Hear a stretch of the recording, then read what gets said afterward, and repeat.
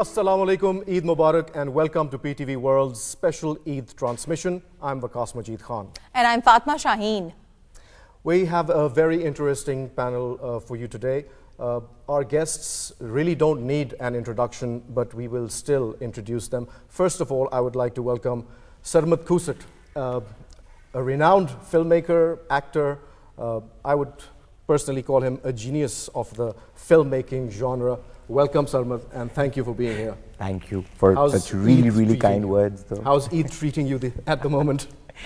Well, I don't know. I think over the last few years, Eid has started becoming exciting again. I think I'm trying to be excited about it. There was a phase when it had started seeming a little too dull. Yes, we all went through that phase. But I think post-40, it's like... First we thought that it was a children's affair, and now it's suddenly becoming something important for as we grow older.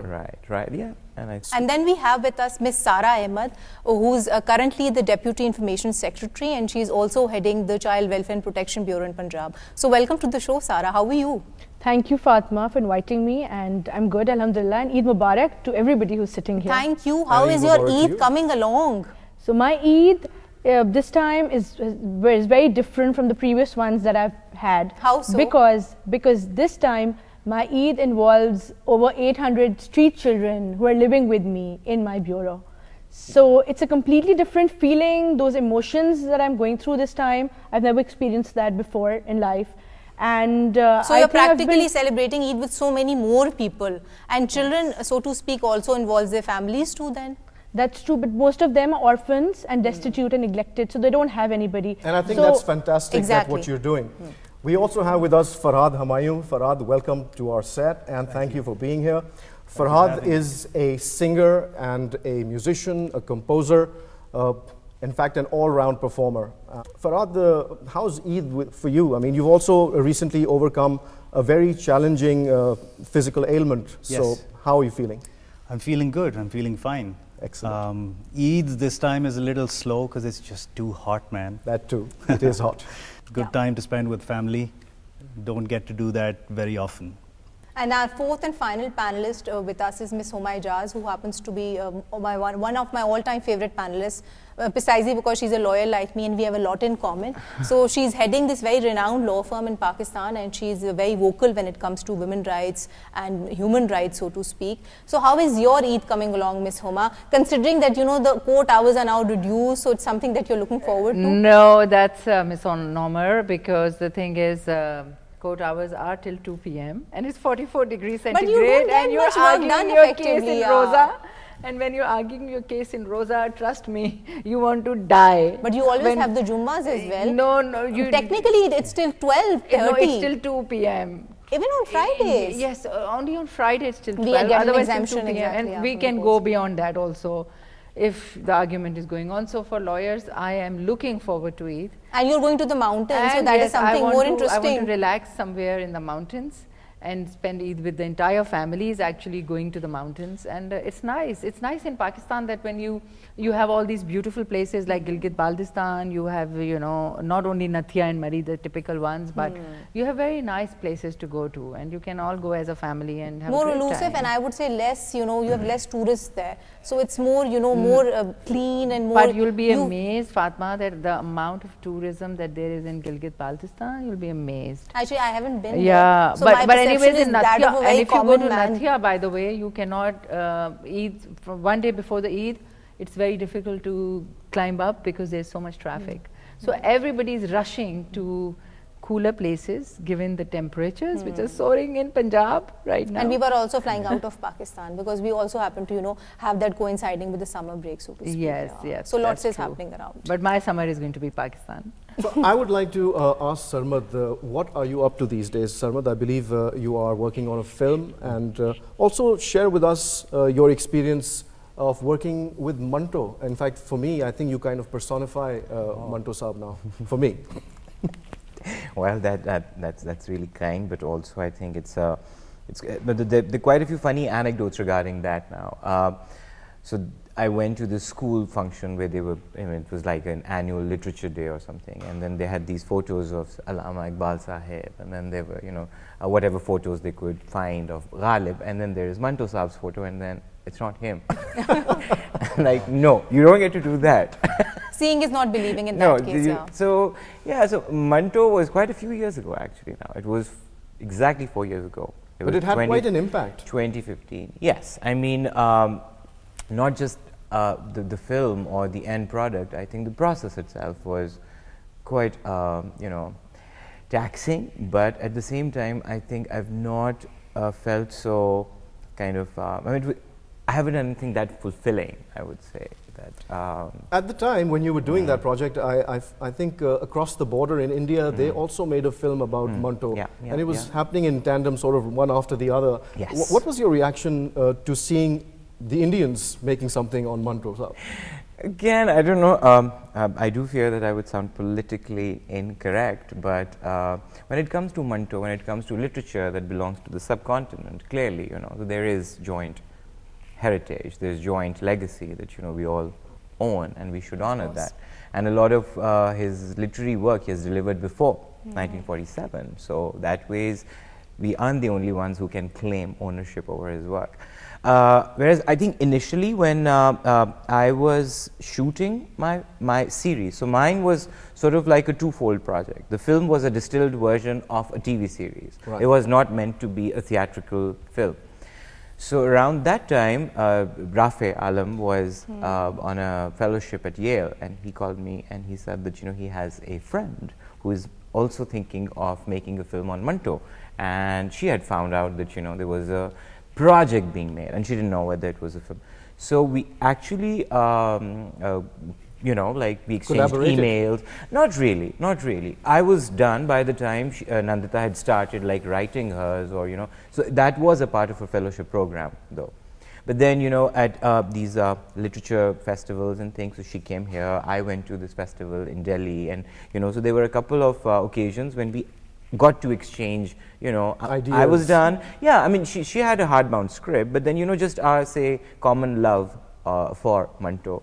So, but I'll be really honest, I'm such a huge fan of the actor playing Manto, and Irfan it's Nawazuddin Siddiqui. Oh, Yeah, okay. Nawazuddin Siddiqui.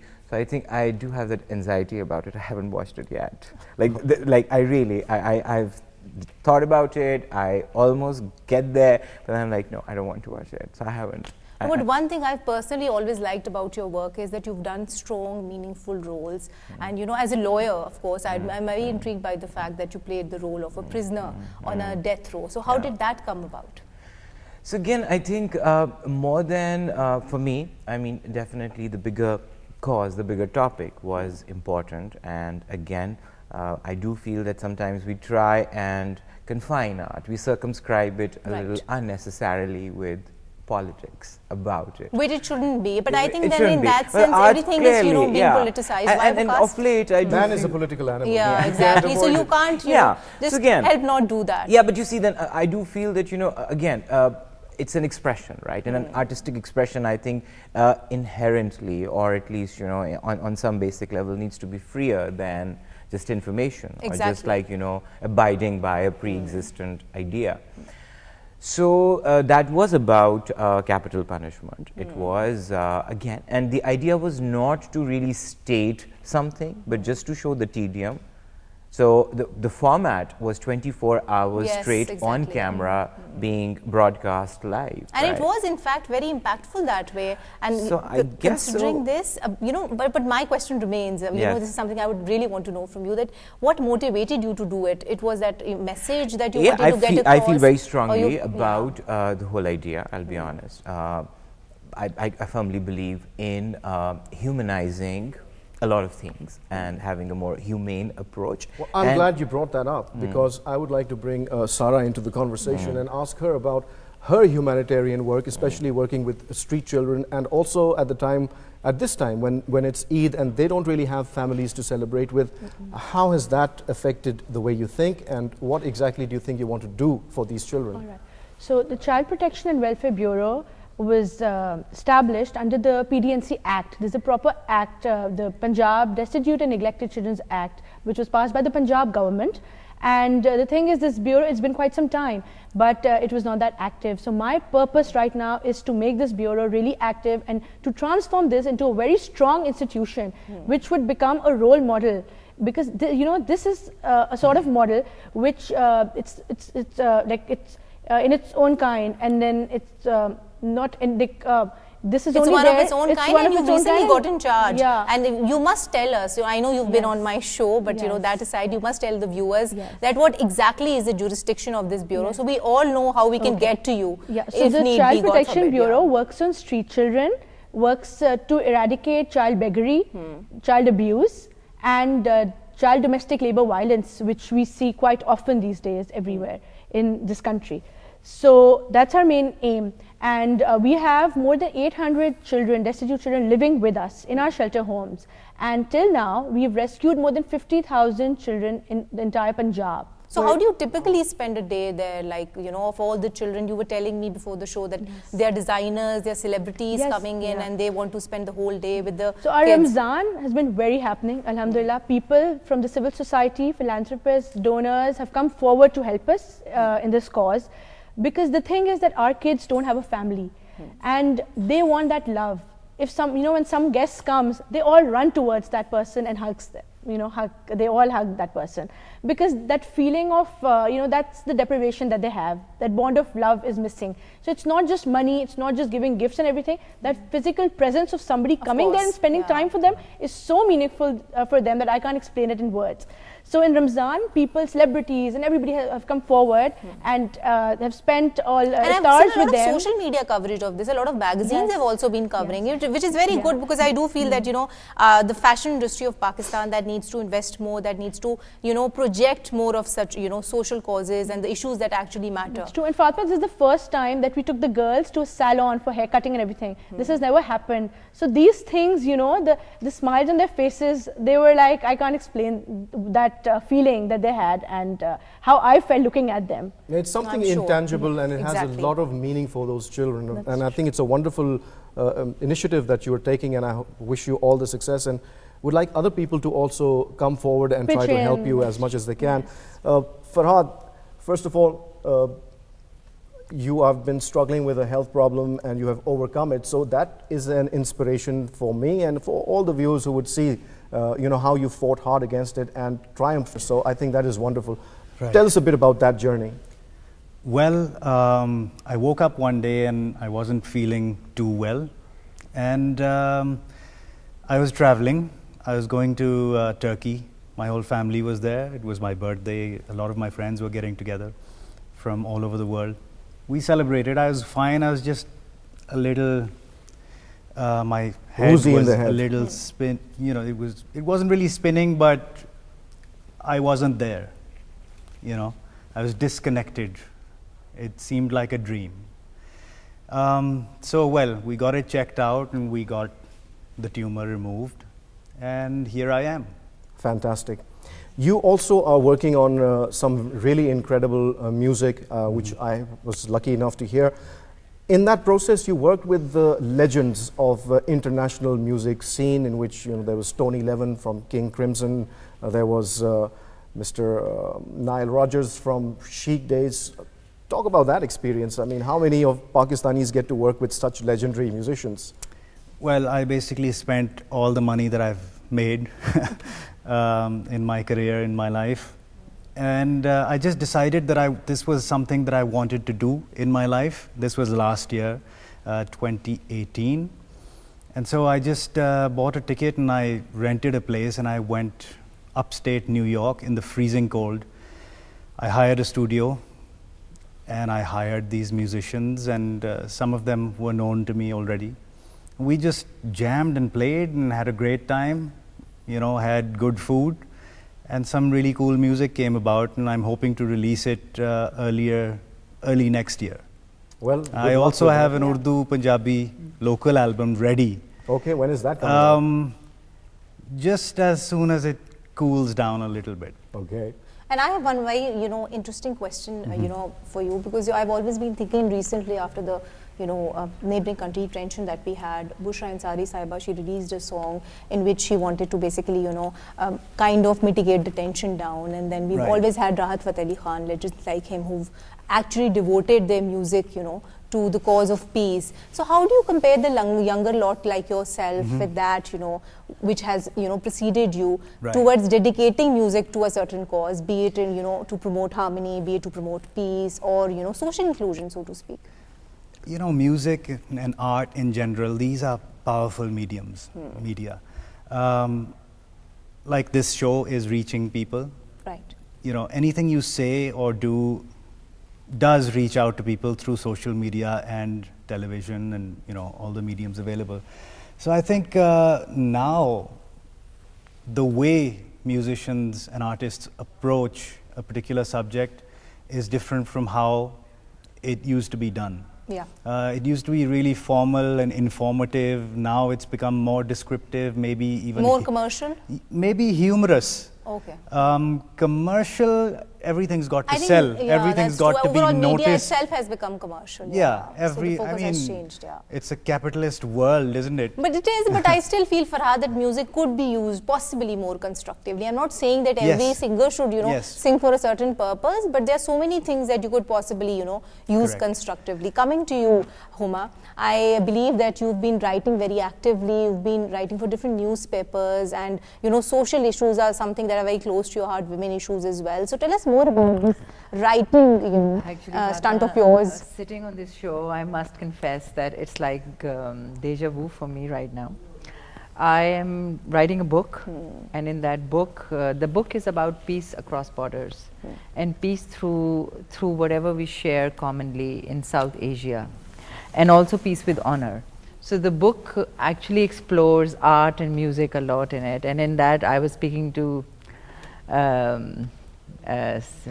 now Sarmad. sitting is Sarmad about his manto, and the manto which was another manto which was made, and it actually explores both mantos, because manto was, again, as he rightly said, a literary figure which belonged to the subcontinent, pre-partition manto and post-partition manto. So it explores the disappointments with pre-partition manto and post-partition manto, with the system, with whatever we all get disturbed about Exactly. today. These social equations that we have created, there's no social harmony And and the whole interfaith issues, harmony Huma, and all exactly. that. Everything is whatever is bothering Interfaith us harmony today. you've mentioned. Have you Yeah. been specifically writing on that issue? Yeah, interfaith harmony is also something is a chapter in my book, Really? and it is very important in today's age, and especially in the subcontinent. As we see across borders what's happening. The interfaith harmony is now becoming a very, very, very grave issue over there, and also a grave issue here. But I can gladly say, when I did research, there's a lot of legislation which was passed Exactly. here in order to protect the minorities. But we had the constitution all along. Yes, but so now why do we need such a not judgment? only that, we have reformed laws, personal laws for them. Yeah. Christian women could not divorce their husbands, or husbands could not divorce. There was no concept of divorce And in there were Christianity. very stringent grounds And it for could Hindu only women be to be- seek or because of divorce as well. That adultery. has also been rectified, yeah. Only because of adultery, or because of losing your mind, and that's the only way. So the law was brought in, and now they have a right to dissolve the marriage. Same with Hindu So the interesting marriages. thing here is that Pakistan has taken this issue seriously Yes. and is doing practical work to... Legislations have been done, Yes. and they're being practiced, and people are getting now their rights through But the this. Having issue is said the that- implementation. Yeah. No, it is being implemented. I must say, because I've had cases on this, Right. on on Christian Marriages Act, they couldn't dissolve their marriage, and Hindu Marriages Act also. Well, dissolving a marriage is never a good thing, but Yeah. that's besides the point. The point is that Pakistan is taking the rights of all people Yes. in Pakistan seriously It and is- trying to protect them. And that is where we want to trying show very- the world. Yes, And the it is- Pakistani judiciary has a very important role to play in that. Pakistan judiciary has a Very effective I role to would play in the say promotion of human that this rights, yeah. judgment speaks volumes about how active. So would you agree that social- Pakistan social, unfortunately gets media a is? very bad rap, and we usually have a very bad reputation internationally, and that it is unfair and it's sad, and there should be some way that we can correct the perception about Pakistan? I would add here one thing, that this is a step forward, but the job is not done. there is still a lot to be done. But Yes, at but least we have taken the positive steps, and they will go a long way. I don't say that we don't need to. We do need to do a lot. And yes, in the past, we have been, let's say, negligent of this issue. And now we have realized it. So if we are doing something positive, I think international media should actually appreciate it. I think our own media should also appreciate it, because, and for that we have It to was give such a credit to big Pakistan ta- television. I mean, At yes, Absolutely. least we should our appreciate. programming is more content oriented and Yes. projects Absolutely. Pakistan in a positive And you highlight light. the good things being highlight done. the right issues and highlight them in a balanced I manner. think social harmony is something, interfaith harmony is something we are talking about, and we are all doing something about it, from the judiciary to the lawyers to whoever, and you guys also sitting here. Exactly. But Which on you- that note, Yeah, I think yeah, we need to take a short break. Yeah. So we'll take a short break and be right back. Stay with us.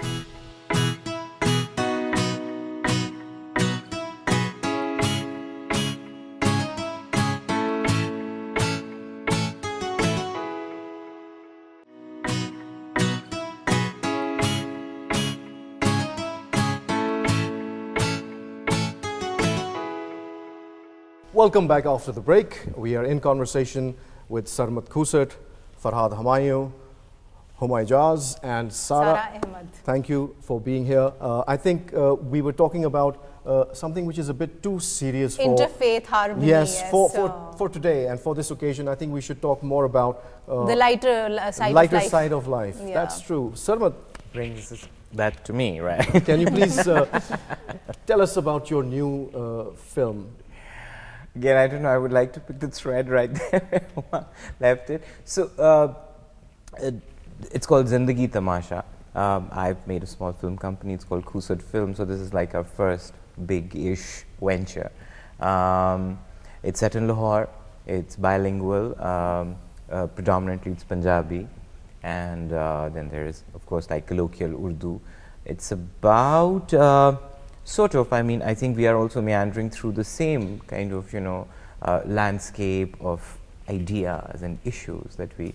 So, thematically speaking, we are dealing with lack of acceptability, patience, making room for, people's unique selves to flourish and exist, What kind of a role do you think art and artists play in society generally to uplift the aesthetics of the collective aesthetic of a people?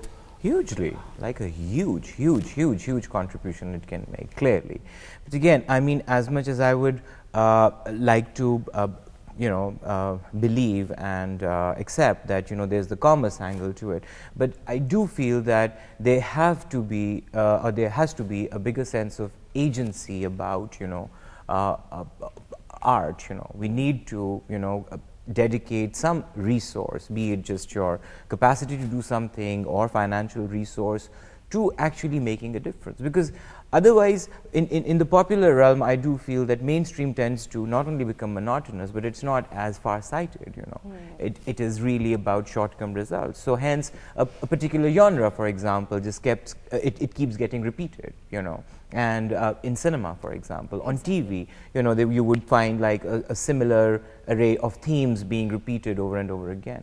So whereas art can, but then there have to be individuals, people, artists, who on their individual sort of level, and then collectively they need to, consciously do something about And it. also, I think they need to have infrastructures to actually also support that, because art, if I look at it as a Yes, common bystander, absolutely. I don't feel that it is given that due importance that it could possibly be given, even as a career in Pakistan. I'll be very honest, I think that one of the necessary evils that we have, and sadly so, like because of this whole digitization of the universe, I think the audio-visual has clearly taken over. It has clearly taken over, say, the canvas, the written word, and we're not perhaps, investing enough attention even. Like if we look at our consumption of what, say, art forms that we are consuming as viewers or as, people who use them, appreciate them, I do feel that something needs to be done about it. And I think art education is something, you know, if I was to go back in time, it is something that I feel now should have been made compulsory at some stage. Because when I did my ONA levels, it was just a, you know, optional thing that you have. Some people did it, some people didn't. But I think art definitely gives you that dimension in life, whether you end up, you know, pursuing it up as a career or you don't do that. But, you know, it just gives you that one dimension of looking at things in a different manner. I mean, maybe there can't a be more two open opinions manner. about that, for sure. Okay, for sure. so coming to you, Miss Sara, you've been doing a lot of work with, you know, prisoners, and, you know, you've been very active with the CM in this regard, and, you know, been trying to help them celebrate Eid in jail. So how is that coming along, this whole, you know, venture of the Punjab government? All right. So I'd like to mention that the Prime Minister of Pakistan and the Chief Minister of Punjab both have child protection as their priority. So they regularly take feedback from me on that. So continuing that, the Chief Minister recently made, he planned a tour, and then he took different heads of different departments with him on that tour of Central Punjab. So during that tour, we visited the government-run jails, hospitals, and Ramzan bazaars. So Homa, like we were earlier, you know, talking about generally the drama industry here, how it has evolved in Pakistan, and then you were telling me that you miss certain dramas, especially dramas like Hasina Moin. Which other dramas you feel should make their presence back, or dramas of the like? You know, I personally feel, for example, I come from a long day at work, and I would like to come and see some light-hearted, nice comedy genre. And if you remember, we used to, Tanhaiya used to be there and everything, you know, something like that. But there have been recently also very nice comedy genre. I would like light genre to see. Maybe for more my of play. dramas like Bulbule making a presence Yeah, there, or maybe what? like that, or maybe we have a very real life. Every time I switch on my channel and I flick through channels, there are crying women, and they're women and women and women. I would like to see men also. I would like to see men and women And, together. but, you know, I would like like to- them to have a whole holistic play, and I don't want to see people cry. Okay, yes, there are serious issues in life, Yeah. but I would like to see issues highlighted through, you know, In a natural- positive manner, in a natural progressive play. manner, Yes. rather than a, you know, very downtrodden, Yeah, very those- condescending light. Humor is a very important I tool and a agree. very strong medium to get the message across. I agree. So I think that's where we need to Yes, do a we lot. do, And we do. Farhad, talking about music, Yeah. how about some local collaborations? Have you thought about doing any of that work? How do you feel working in Lahore? I've done that all my life with dhol players, tabla players, bakhavaj players, Fantastic. shadi bands, Yes. local clarinet players. Any person on the street that I find interesting, I bring home. I bring to my studio. And these people have played with us, you know, some of the biggest shows that we've done. So I'm all for collaboration, local or international.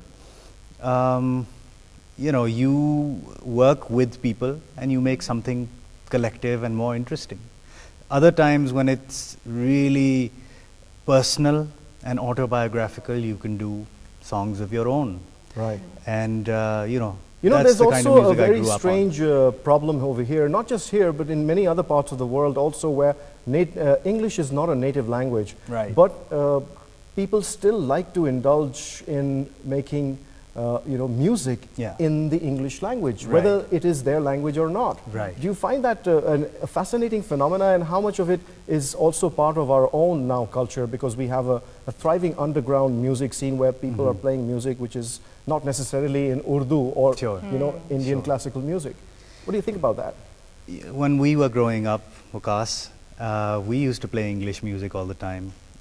I think it was a generational thing also, but also the schools that we went to, the kind of books that we were So it's about taught in exposure? school and we read, the films that we saw, the travels that we traveled, you know, that all of that had an impact on us as Of course, and yeah. as it's having on these young kids. But would who- you say that we also had an audience for this kind of work?